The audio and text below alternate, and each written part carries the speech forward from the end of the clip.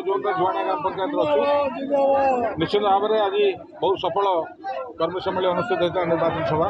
अनेक बंधु कांग्रेस छाड़ी आम साथ मिसिले स्वागत करने सागर निश्चित भाव में समस्त भल उद्देश्य रही निश्चित भाव में आशा कर जनसाधारण नवीन पट्टनायक को आशीर्वाद करेंगे अंशुमान महांती एमपी प्रार्थी और विधायक हिसाब से मत निश्चित भाव में आशीर्वाद करेंगे निश्चित भाव में जितु भी आज कौन सन्देह ना व्यवधान लोक हाथ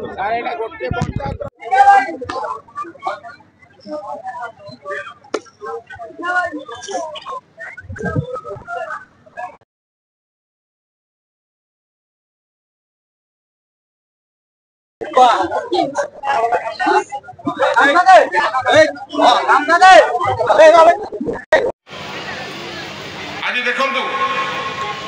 खोद भारत प्रधानमंत्री तो आरंभ कर केन्द्र मंत्री मैंने सुओ छुट्टी आशा को